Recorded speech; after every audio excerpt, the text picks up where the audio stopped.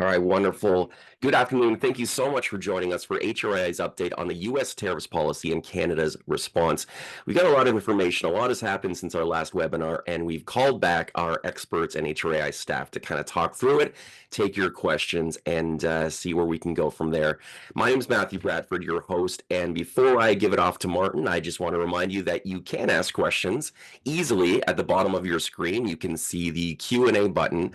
Put them in there, and our Q&A session will be at the final 10 minutes of the presentation. We'll get to as many as we can, and I'm sure we'll follow up if we can't get to yours. You also have a chat function. You can put your questions in there too, and we'll do our best to catch those as well. Martin, if you don't mind putting it on the schedule, I can do a quick summary of what we're going to do for the webinar. Perfect. As you see, we got 3 information-packed sessions coming up. First, starting with Martin, update on HRAI's action and responses, followed by the US's HVAC industry perspective and the Canadian Chamber perspective, and then, like I said, a member Q&A. I am going fast because I want to give them as much time as possible to speak. So with that, I will introduce Martin to the call. Oh, he's already here. Hey, Martin. Hey, Matt. Welcome. Perfect. Welcome, everyone. Thanks for making the time to join us today. So I'm going to kick off with just a little bit of an overview of what we've been able to do at HRAI in response to member calls for action and in direct response to the actions of governments on both sides of the border. So, and then we'll toss off to some other perspectives to help. The reason we have NAW and the Chamber with us today is to help inform our positioning and to provide additional informational context for our discussions.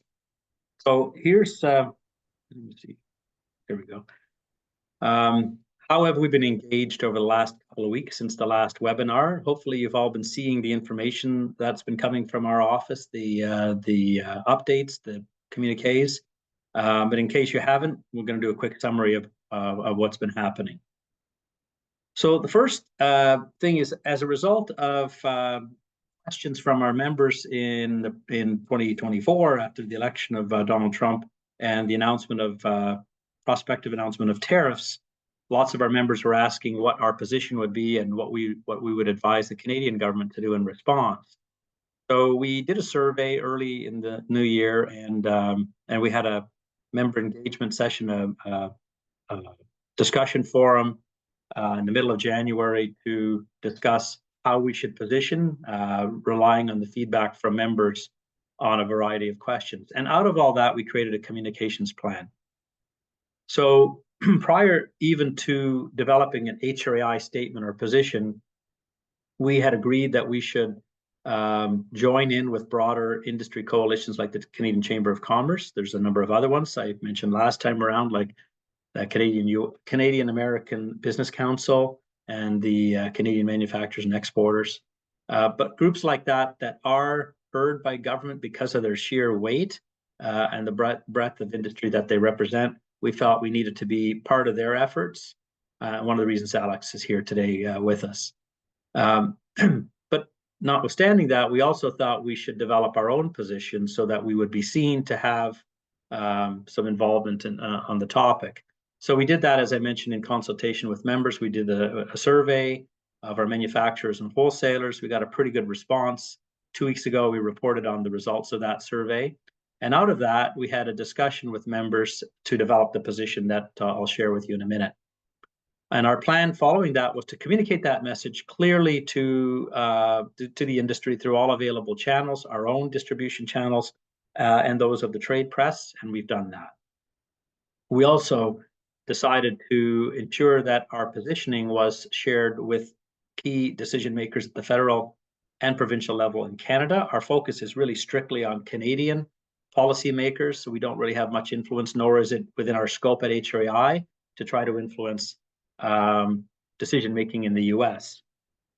So we focused on what we would recommend to the Canadian and provincial governments.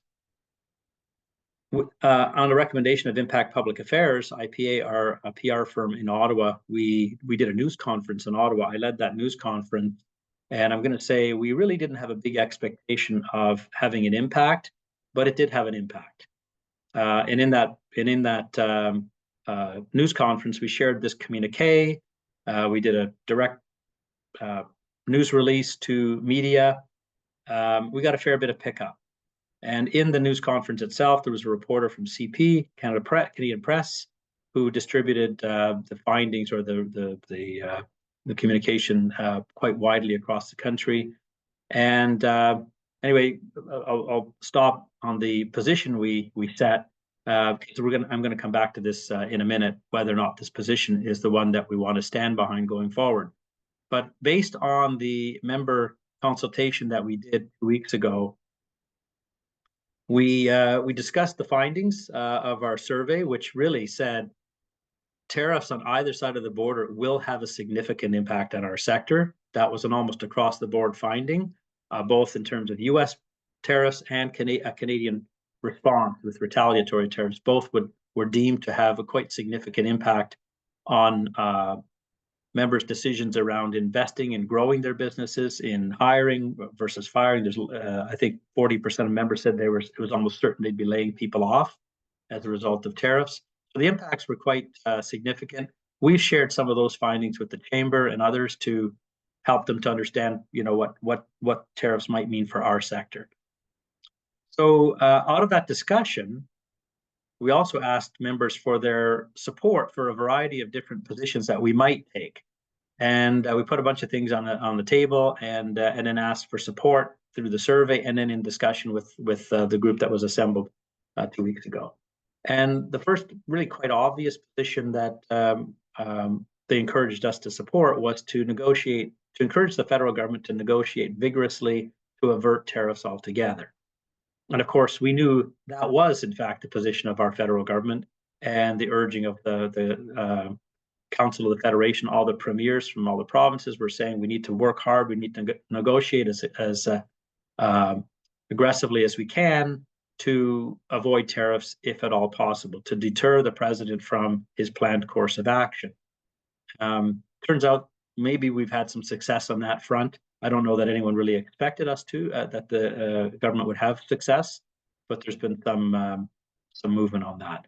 The second position we talked about with the group was if retaliatory tariffs were contemplated by the Canadian government, which we knew they were being contemplated, then we asked to have the products of our sector exempt because of their essential nature. So we knew that a 25% bump in the cost of all goods going into the heating and cooling sector would create hardship for Canadians. It would cause a reduction in sales for our membership and for the industry in general. So we kind of argued almost against hope that maybe our sector should be exempted. This was contrary to the position of most industry groups, which said retaliatory tariffs should be across the board, tit for tat. Whatever they do, we should match accordingly. But we discussed it with the group that was assembled 2 weeks ago, and there seemed to be strong support for this idea of exempting our sector. And I'm going to say the benefit of making that argument in the news conference, that's an image of the news conference that was held at Parliament Hill last week, a week ago tomorrow.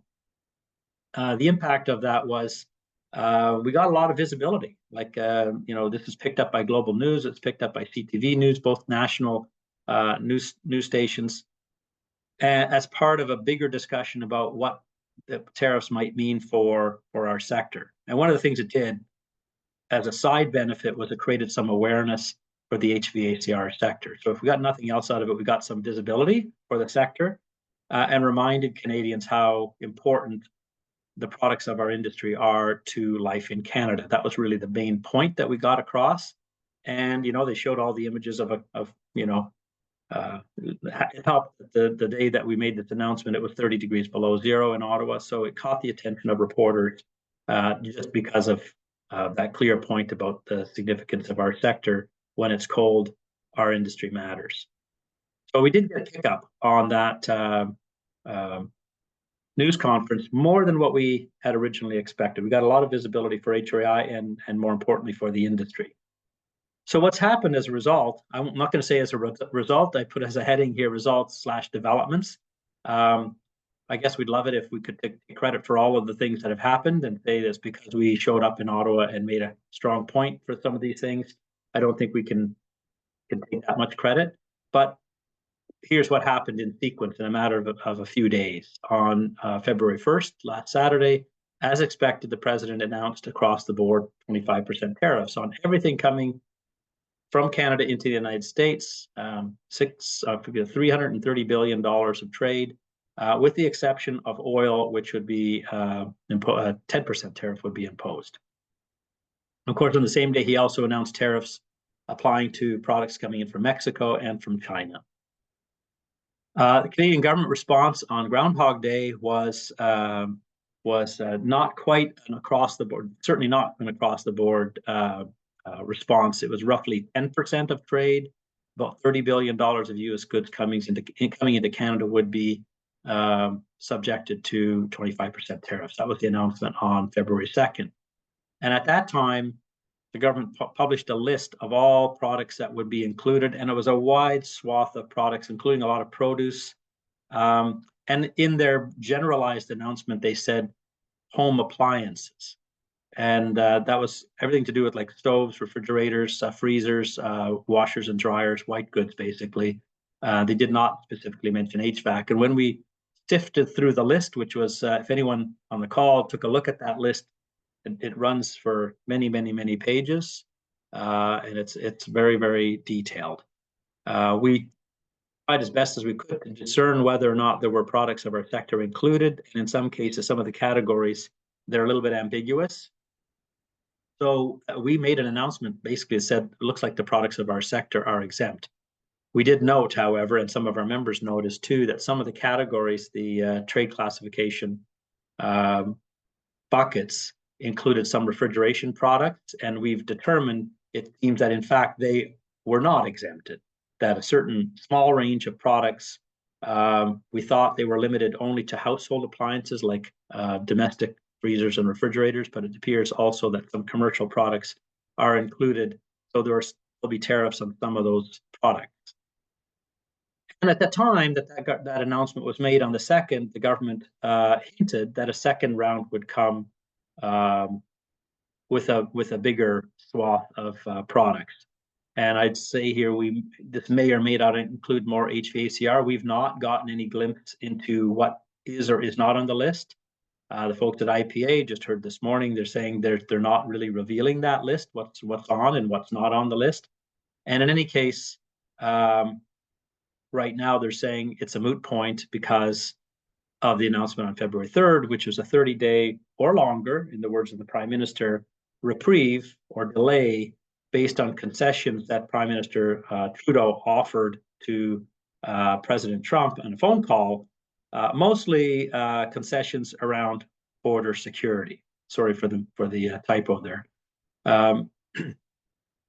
The announcement of a $1.3 billion investment in beefed up security, the appointment of, I think the term is a fentanyl czar, which is someone who will be overseeing the flow of drugs across the border, or the minimization of the flow of drugs across the border, and a few other measures that President Trump was looking for, caused him to pause the imposition of tariffs for 30 days and possibly more.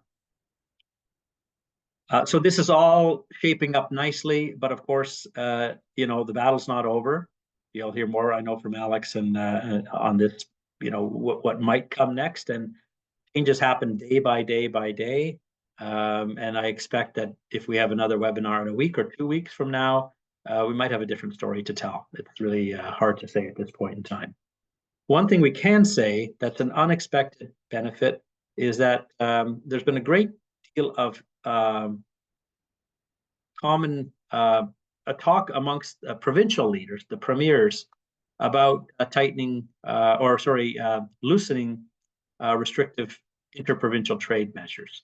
This has been a long-standing concern for our industry and many others, the restriction of trade across provincial borders. And they've committed, basically saying if we don't have the open market, the expectations of the US market, we need to at least consolidate our own flow of goods and services within the country.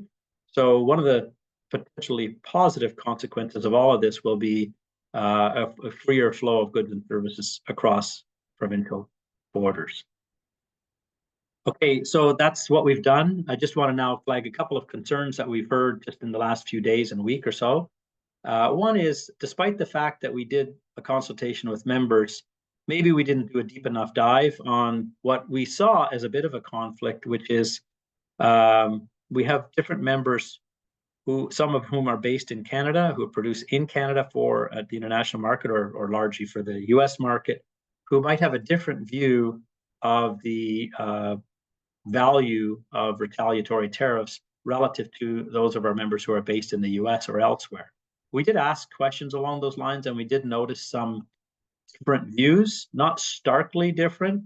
I'm going to say within each category, within our manufacturers based in the US and those based in Canada, there was divided views on whether retaliatory tariffs were a good idea. As many were, I'm going to say a smaller number were opposed, as were softly or strongly supportive. So a bit of a divided set of views, but I'm going to say because we took this position of asking for exemptions, some of our Canadian-based manufacturers have expressed concern that maybe we should be taking a stronger view and urging the government, in fact, to protect Canadian businesses by imposing retaliatory tariffs. So whereas the exemption argument was aimed at minimizing the impact in the industry in terms of reduction in sales and added cost burden to Canadians, we may have to modify that position, and we will be taking that concern forward to our manufacturers board, which I'll say in a minute, expand on further in a minute. Yeah, so that's the last point really is what's next, and that is we have a meeting of our manufacturers board of directors next week, Tuesday, and there we will be revisiting this topic of what our position should be, and we'll try to create a more nuanced approach maybe, or maybe we'll just back away from certain statements based on what guidance we get from our manufacturers board of directors. In addition to that, we'll obviously do ongoing monitoring and keep our conversations going with folks in the federal government, with other associations. And that leads to the last point, which is we do, going forward, want to continue to engage with allied associations, groups like CIPH and other affected manufacturing groups, and coalitions like the Canadian Chamber of Commerce and others who can have some impact on this big discussion. So I'll leave it at that for now. If you have any questions, please put them in the Q&A, and we'll tackle them when the time comes at the end of the session. Thank you so much, Martin. Over to you, Matt. Absolutely. All right, we're going to continue rolling with Brian Wild, Chief Government Relations Officer with the National Association of Wholesaler Distributors. He's going to offer us the U.S. perspective on this emerging issue. Thanks so much, Brian. Take it away. Great. Thank you all for having me. And when I was asked to do this, I wanted to be clear that I am not in any way defending what the United States is trying to do here, but I will try to explain it to some degree. Let me start off, one, with a disclaimer on NAW, National Association of Wholesaler Distributors here in the United States. And historically, we are rabid defenders of the free market. We are capitalists. We support free enterprise kind of across the board. And so the concept of tariffs are difficult for all of our members, but the way that they laid out this last month, especially with Canada and Mexico, our two tightest allies, surprised us as well, and is fundamentally against what we as a trade association have stood for decades. What I want to try to do here is explain, one, what I think, how Trump looks at issues and problems, and then talk a little bit about what we've done here in the United States to push back against this. And I like to explain the mindset of Trump, if it's possible, to explain why we've done what we've done. So some of this you all probably pick up as well, but for one, President Trump is very different than most presidents. Most presidents have come through the the political world to get to that job. And so therefore, their negotiating tactics are integrative. They are, how do we work together to both win something? That's the way that most politicians negotiate. Is winning is defined as they get something and you might get a little bit something too. President Trump really, comes in through not just the private sector, but from a private company sector. He's never had a board of directors. He's never had to file, a 10K publicly. So his negotiating style is much different, and it's very rudimentary in my minds, and it's the distributive model of that all negotiation has a winner and a loser. And I think that's one thing to keep in mind in talking to him. It's certainly how he approaches most of his problems.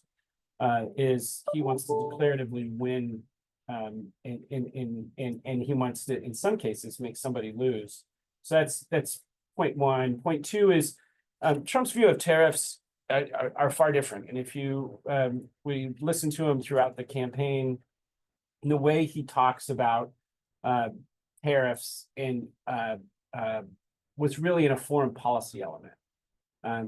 He thinks the old U.S. model of sanctioning countries that we dislike is a failed model. And there's probably some evidence to prove that sanctions don't actually work. He thinks of tariffs as a better tool than sanctions. So he wants to use tariffs as an economic security element. He also sees tariffs as kind of a panacea for a whole host of other issues, promoting U.S. domestic manufacturing, trying to increase nearshoring, onshoring, friendshoring of manufacturing in the United States. But really, he views economic policy as a whole and foreign policy as a way to secure America. And so all of the arguments that you make to him, it's less about my favorite topics of free market capitalism and more explaining how whatever policy he's pushing either helps or hurts the American economy. And then finally, revenue. Here in the United States, we have a significant revenue problem. We have had rather uncontrolled spending at the federal and in a lot of states, and we are facing a dramatic debt. Our debt service payments domestically are the same as how much we spend on national defense. I'm sure you all can understand how much we spend on national defense. So as at the end of this year, we'll actually pay more in our annual budget for debt service than we will for defense or domestic spending. So we have a revenue problem we have to get to. For Republicans as a whole, it's difficult to raise taxes on anybody because they traditionally run against raising taxes. And so he, I think, came to this concept of tariffs as solving a revenue problem without fully understanding that the domestic consumer is the one who pays it. So those are kind of my three reasons why he's looked at tariffs. My fourth one, and I throw up here, is winning. Trump defines himself across the board. Everything is a winning situation. And this chart, this is from Bloomberg, and it just looks at the countries that are export the most, percentage of your exports that go to the U.S. And I think that's what he saw. He saw Canada and Mexico are the most vulnerable because they export the most to us for him to leverage. I can't justify how he decided this was a good idea, but I think that this is the way he looks at problems, is just simply binary. I could win here because I have more leverage with Canada and Mexico than I do with China. So really quick, I'll go into the messaging, which is to say what NAW has been saying. We started seeing last couple weeks, and really last week honed it down on how we're pushing back. If you can go to the next slide, which I kind of walk through our talking points. So one of the things that we've been doing is really explaining how the wholesaler and distribution space works. The way that it's a high volume, low margin business, and so everybody is operating in those single digits of margins, which makes us incredibly price sensitive. And when we're price sensitive, any subject like that, our members, from what we heard, is they would have no choice but to pass any increased costs down to the consumer. We've had an inflation problem in the United States for years. President Trump ran on the issue of trying to bring down inflation. And so one of the points that we've been making is that this, in fact, would be contrary to his own desires and is incredibly inflationary. And some of that, again, is us using actual examples of how in the HVAC world and other distribution models, how your margins work, and that you would have no choice but to pass that on. We got pretty decent headway with that. People understand that here domestically. I think that the second point was that, and I think Martin mentioned it too, all tariffs are bad in our minds. I think this concept of putting tariffs on Canada and Mexico were the worst, but we across the board think all tariffs bad. All tariffs are inflationary. All tariffs will have the same kind of impact. In this instance, because of the reliance and the amount of integration that happens between Canada and the United States, it's the worst case scenario. But we're also clear that all tariffs are bad. A second point that we brought up a lot is cash flow. And the way it works is that the importer, a wholesaler that's importing something from Canada, they would pay that duty here in the United States in the first 10 days. They're required to do that. And often distributors are going to have that sit in their warehouse for 30 to 40 days before they get it out. So it creates a cash flow problem because they have to pay that tax up front before they can realize the gain. And so we already started to see a trend in distributors that they were withholding capital investment and withholding cash in anticipation that they would have to start paying taxes on those products. And that process, I think, threatens a whole bunch of behaviors. One, it stops the capital investment that President Trump wants to encourage domestically. That capital investment, instead, the taxes, the tariffs get prioritized over capital investment. So it slows down the growth that he wants to encourage.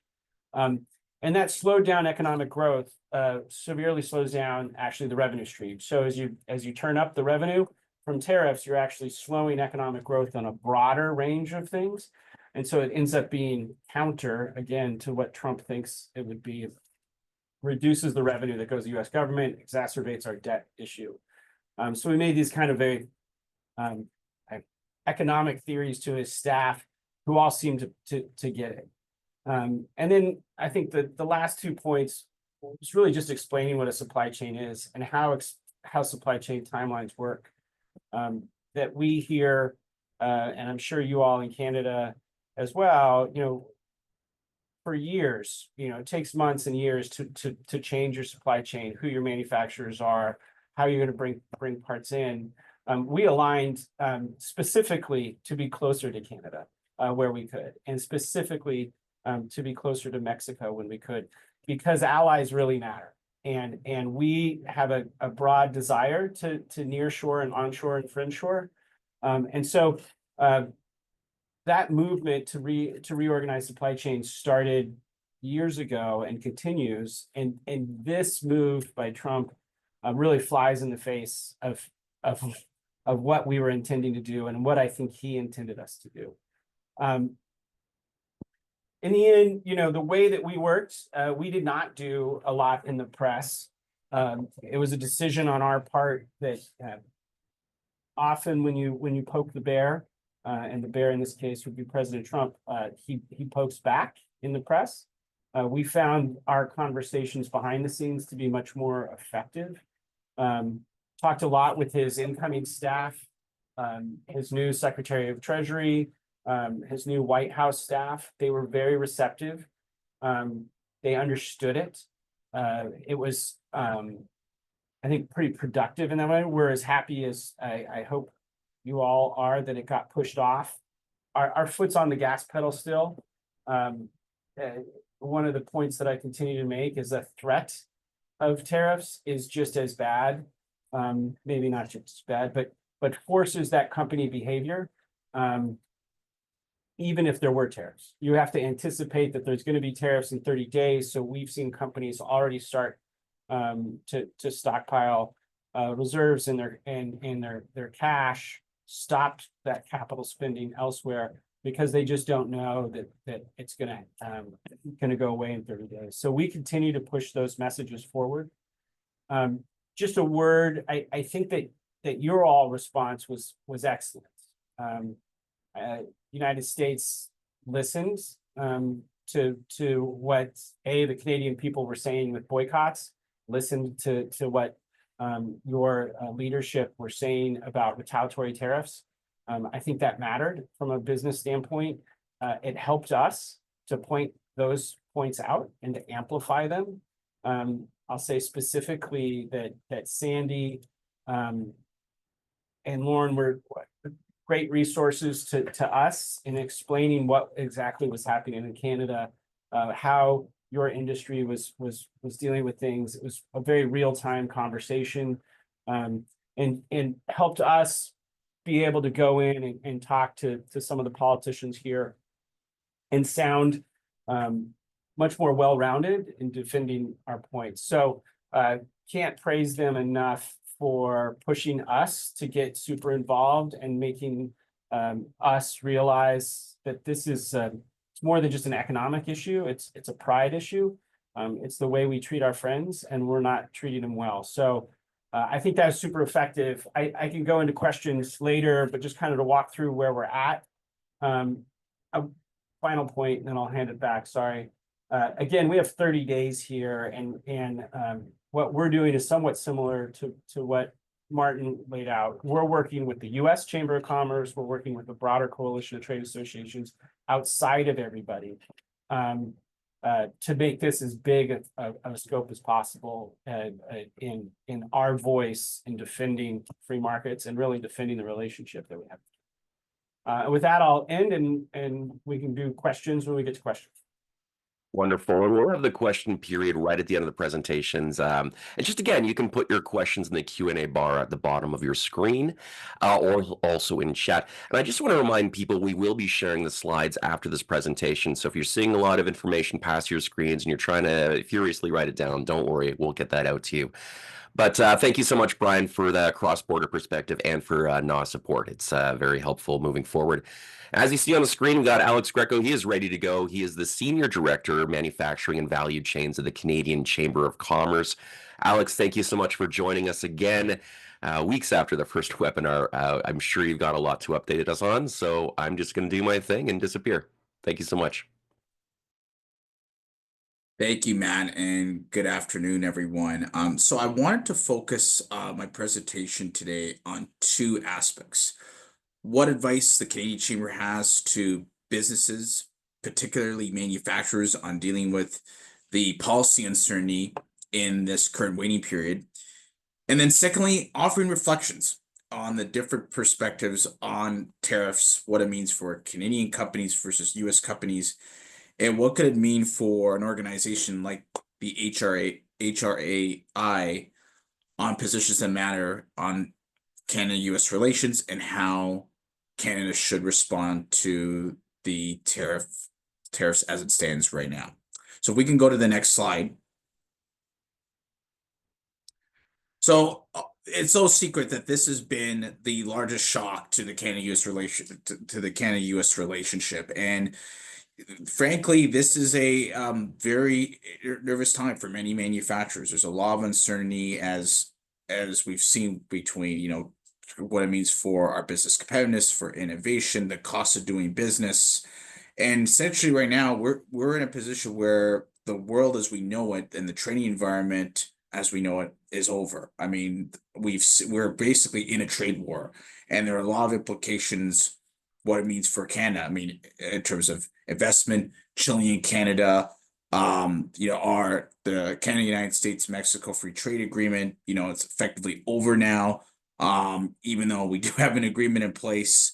President Trump, simply put, is testing the limits of our trading relationship. And as we'll see in the coming weeks, there will be implications in terms of the Canadian dollar depreciating to decade lows based on economic trends that we have seen through our business data lab. Preferential market access will be rolled back for Canadians as a result of President Trump and his administration's efforts. And we will see challenges in terms of what it means for manufacturers to get access to cash flow liquidity in order to maintain operations, but also prevent things like temporary layoffs, production, and maintain production, and then looking at managing costs of things like raw materials and parts, to name a couple examples. Next slide, please. So there are some knowns and unknowns right now. We know there is a lot of destabilization right now. We know President Trump's trying to attract attention. We know there are negotiations that are happening to extract forward concessions right now. We know there's a divide and conquer strategy. But I think right now, what is important to keep in mind are a couple things. I think one is manufacturers need to be able to prepare right now. They need to prepare and plan ahead. Even though we have a 30-day delay, the reality is we don't know what the president's going to do. He is very unpredictable. So for manufacturers to be able to plan in terms of where they can diversify their markets where possible, where they can access other raw materials and supplies, whether to look at contingency plans in terms of planning for funding either through EDC or BDC, or accessing programs like the federal government's work sharing program to help prevent potential layoffs within your business is going to be important. But also thinking about supply chain disruptions as well. And the reality is supply chains will likely be disruptive, and there will be an immediate impact. So thinking about how you can diversify your supply chains, look at different alternatives, having those ongoing conversations with your key customers, suppliers, partners is going to be crucial as a result of the known unknowns that we have right now. Next slide, please. And so, simply put, we need to be able to buckle up. I mean, we've seen with President Trump's executive orders, with his America First trade policy, what we've seen with his declarations about fentanyl and drugs, and declaring a national emergency. It is significant, and so this is real life right now. And so I think we've been working on the ground with the U.S. Chamber of Commerce, local chambers of commerce, ports of trade, other partners in the ground in the United States, and they are in line with us in terms of where we need to be able to go. And they feel that this is bringing a lot of uncertainty, and this is something that we have to address head on, but very carefully. And I'll talk about that shortly. Next slide, please. And really right now, I mentioned everything going on with the situation at the border. It is a manufactured emergency. We've seen that President Trump has declared a fentanyl emergency at the northern border on top of his comments on tariffs, and that will feed into more of the chaos that's happening right now. And so I only mention this as a sidebar because that's something that is a nuance that I think we need to be able to keep in mind as we go forward here. But the reality is, when you look at the 30 delay, simply put, means that turmoil and uncertainty persist. Tariffs are still on the table. It's leaving businesses, workers, and families in the lurch. And frankly, it's not a game that we feel we want to play, and especially when our livelihoods depend on the existing U.S. relationships. For some Canadian provinces and communities, the continuing risks of these changes are a body blow.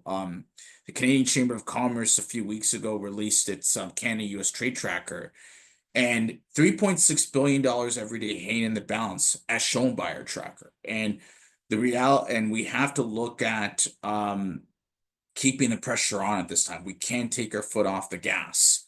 And so we are continuing to work with the governments across the country in the face of these immense challenges to see how we can not only address these tariffs, but also look at how do we build a more resilient and prosperous economy as a result of the threat that is facing us right now. Next slide, please. So what will work? There's been a lot of conversation around dollar for dollar tariffs, short-term business measures, but for the federal government to be able to respond, whether it's looking at COVID-19 style measures, whether it's leveraging the employment insurance system, whether it's looking at certain exemptions. The right approach from our perspective is we need to have a smart and strategic response. There's an initial counter tariff list that has been published. There is conversations around a more robust, detailed retaliatory tariff list, and that could have unintended consequences. There's no question we have to be able to be prepared to respond, but we have to look at it being chess, not checkers. Have to be able to understand that certain industries in manufacturing will get more affected than others. And so what we should be doing in the meantime is being very careful and seeing what are some of those potential pain points could be if certain manufactured goods are on the list, where it's HVACs or otherwise, and be able to educate the federal government in terms of what those risks are in the midst of the next several days, considering that a detailed list could come at any time. Secondly, right now there has to be a list of business supports, and so we're having conversations with the federal government right now in terms of ensuring different types of measures to be implemented if there are tariffs that do come, whether that's looking at corporate tax deferrals, looking at measures that to put like the work sharing program to prevent temporary layoffs, or tax credits to help with production costs and help companies be able to still sustain production moving forward. But part of that too is also looking at longer term reforms like long-term tax and regulatory reform, reducing our internal trade barriers, and then looking at how do we strengthen regulatory cooperation between Canada and the United States, and where possible have mutual recognition of different regulatory regimes to drive growth, investment, and business competitiveness in the manufacturing sector. Next slide. And this is going to require political pressure. So you'll see on these signs that there are 33 U.S. states with midterms in the 2026 midterm elections regarding the Senate. And you see states like Iowa, Montana, Texas, Tennessee, North Carolina, and South Carolina.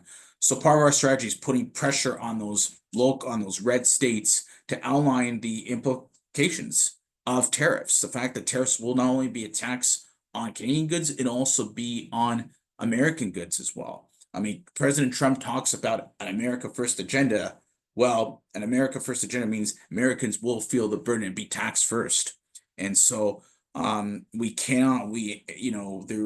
are implications for all these states that have major manufacturing operations, and a lot of these states do business in Ontario, for example, and other provinces like Alberta and British Columbia. That political pressure is crucial to be able for the U.S. administration to be able to understand what it could mean in terms of lost seats for the Republicans, and ultimately potentially President Trump losing his majority in the Senate. And the reality is President Trump, he cares about winning. He wants to be able to do big things. And so if his political fortunes are at risk, that's something he's going to want to be able to avoid. So that political pressure is incredibly important. Next slide. And this comes down to money. I mean, if you look at the estimates of U.S. tariff revenue and our import origins, Canada's right up at the top of the list. I mean, our tariff revenue by import sources is $85 billion in Canada, and then for import origins, it's $419 billion. That is huge. And so the more pressure there is in terms of what it means for the money in terms of our supply chains, our integrated economies, the cost of goods, whether it's even going down to basics, or whether it's groceries, food, other household items, the president has to be able to understand that big picture strategically.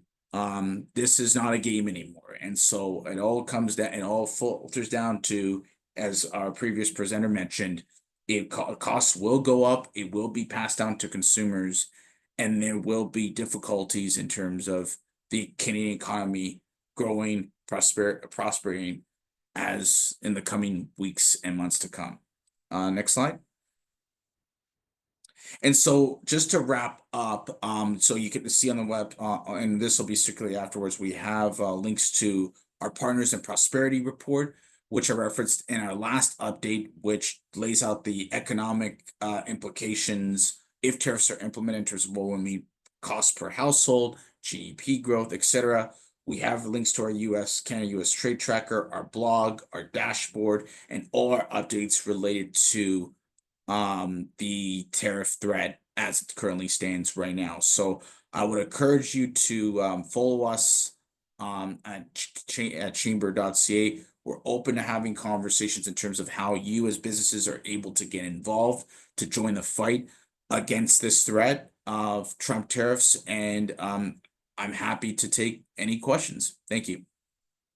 Wonderful. You set me up with a good segue, Alex. Thank you so much for your presentation. Some great information and wonderful perspective. If you want to stick around, I'm going to call Sandy into the presentation once more. He's going to captain the Q&A session. Now, if you want to ask a question of any of our presenters today, you can put it in the Q&A question box at the bottom of your screen or chat as well. And I see Sandy has been answering some as the presentation's been going on. And I wonder if there's value, Sandy. There's a good question there before the pause where HVAC products included in the initial set of 30 billion tariffs. Maybe go through that one again just to kick things off. Okay. One of the last questions, I'll take a run at it and I'll toss it back to Martin as well. Talks about the share of HVAC equipment in Canada that is made locally. So it really depends on the product line and the segment that we're speaking of. So Martin talked a little bit about that when we did the survey with the membership base, that we've got some groups coming back, saying there's an opportunity for Canadian manufacturers to supply more of the marketplace. There are other segments, and two that I will mention, commercial chillers and traditional residential air conditioning units predominantly are the vast majority of that market share is coming from outside the country and mostly from the US. Martin, do you want to add on to that?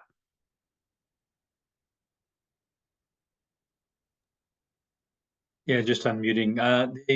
Well, we have not on the turn. I was going to try to address the question about what percentage of our membership produces in Canada. I'm going to say it's a pretty small percentage, but there are some US-based companies, as someone noted in the comments, that produce in Canada. We probably need to do a little bit of an assessment of that. I don't think we can give a definitive answer on that, but I'm going to say, without any fear of contradiction, the majority of our members, manufacturer members, produce elsewhere. It's definitely the much greater flow of manufactured products into the country than going in the other direction. But as has also been noted many times, and in a great slide that Alex shared last time around with the hamburger, it's actually, we have such an integrated economy that in some sectors, including ours, products go across the border multiple times. Components go in one direction, and the finished product may or may not, may be produced in Canada, may be produced in the United States, but it's likely that the components that make up that product have crossed the border more than once. So, but the question is a good one, and we probably should do a little bit of research to determine what percentage of our members, we know roughly what percentage of our members are based in Canada, and it's a very small minority, but what percentage of our members actually produce in Canada? In the survey we did, we asked that question, do you produce in Canada? And of the manufacturers who responded, which is something like 25% of our members, 70% of them said they do. That told us at the time that we had probably had an overrepresentation in the survey of those of our members who produce in Canada, because it's not likely that if we asked every single member, do you produce in Canada, that we'd get a number of 70%. I think it would be considerably lower, and I'm going to guess probably below 20%. Anyway, it's not a perfect answer, but it's a good question that we can probably undertake to do some research through a survey. Another question, and I guess it's kind of for Alex, and I think it's the answer is we don't know, but any sense, or is the chamber speculating on anything that might be done that would alleviate some of the concerns? So what is Trump expecting in the next 30 days? I think the short answer is we don't know. I mean, I think he is still trying to look at for additional concessions around border security. I think, and then from there, I think he's really going to be drilling down in terms of how can he get additional revenue. I mean, in the whole trade surplus, it's the trade deficit, I should say. It's a challenge right now. I don't think there is all Canada can do at this point is get to the table and look at the different areas that he's talked about. I mean, the fentanyl crisis, border security, the trade deficit. He wants to be able to eventually fund a corporate tax cut and extend the Trump tax cuts from a few years ago. So I think if he doesn't see progress on that, then I think there's going to be some pain for Canada. But I really believe, Sandy, that this is all a negotiating tactic at this point. I think ultimately, maybe he's causing a lot of chaos and in some cases a lot of unnecessary chaos. But for him, he sees this as a big negotiation to get what he wants in his, quote, America First agenda. And if I can add perfect. a quick comment, I think the Canadian government, obviously can't speak for the government, but I think there's two things to put on the table that they would love to be able to talk about. And one is in fact, the border issue, because they will say, this is more about appearance than reality. We don't have a huge issue of drugs crossing the border in either direction. If anything, it's a net flow into Canada, not the other direction. So it means it's a relatively straightforward problem, in quotation marks, for the government to solve. And I think that's why they put it on the table and said, we're going to address this aggressively. We'll spend the money. There's been a big show. Lots of people who live near the border, like I do, have seen helicopters flying past. And in our neighborhood, the RCMP has been driving through looking for what they're looking for. I don't know. But I think that's all about a show that they're solving some of these issues for the president. The other one that I think some in the federal government would like to see is a reopening of the free trade agreement, if only because last time around, and maybe Alex has a perspective on this, but last time around, the end result was still quite favorable for Canada. The key in reopening the free trade agreement was about giving the president a perceived win. So tore up an agreement, created a new one. He put his name on it. It was a success. Of the same agreement that he signed, now he's saying it's a disaster and it needs to be rethought. So I think the Canadian government probably would welcome that discussion because it would provide a win without costing Canada a great deal. Do you have a thought on that, Alex? Yeah, I think that's right, Martin. If the reopening of the agreement, though, I think we'll have to put on the table some long-standing treaty irritants and some risks. I mean, there's other risks like dealing with softwood lumber, forced labor, artificial intelligence, procurement, auto rules of origin. President Trump will want to see us to be able to address some of those irritants in his world before moving forward with a renewed Kuzma agreement. If we don't show action towards those areas, I think Trump could likely make things difficult for us. And in conversations I've had with the U.S. Embassy and our partners on the ground, there is no middle of the road progress. It has to be all in to be able to match with what the U.S. is doing in those areas. Otherwise, it could be a bumpy ride. Getting tight on time. There is a question I'm going to throw to Brian first, and then Alex, you might have a comment on it as well. And that is the issue of goods that are made in Mexico or Canada, shipped into the U.S., but then are shipped elsewhere. So the final destination is potentially Mexico through the U.S. to Canada, or even Canada to the U.S. to somewhere else. Brian, can you take a run at what you know about that issue? And then Alex, you can wrap up. So I don't know.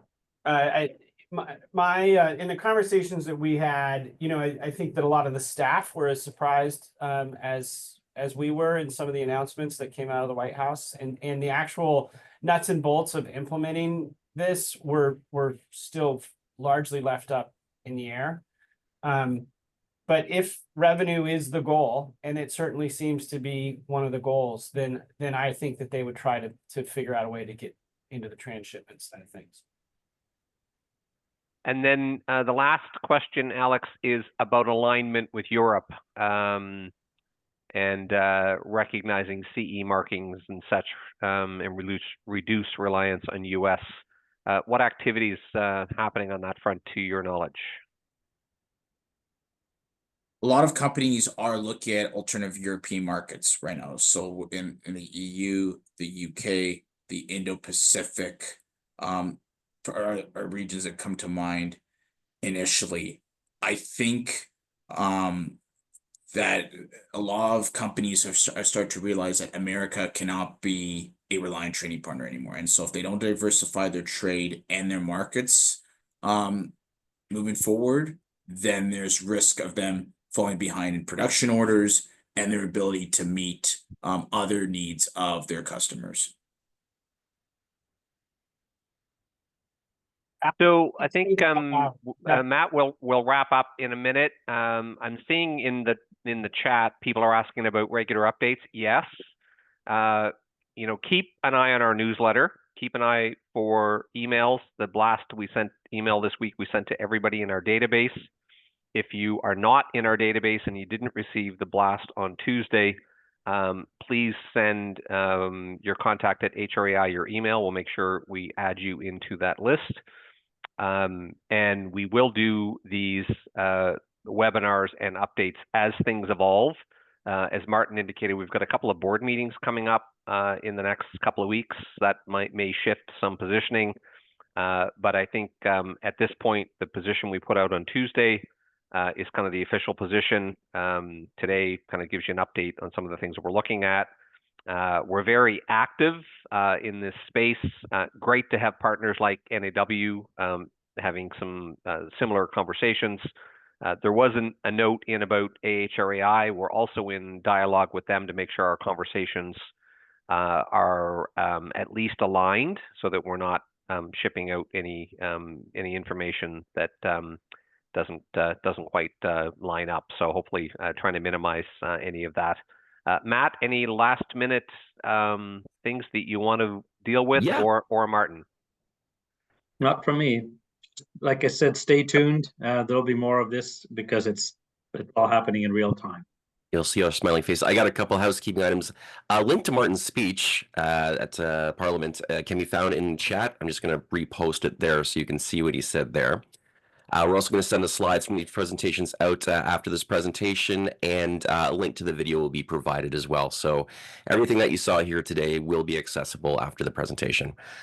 Other than that, thank you everyone for getting together in such a short amount of time and for presenting such wonderful information. And we'll see you soon. Cheers. Thank you all. Thank you.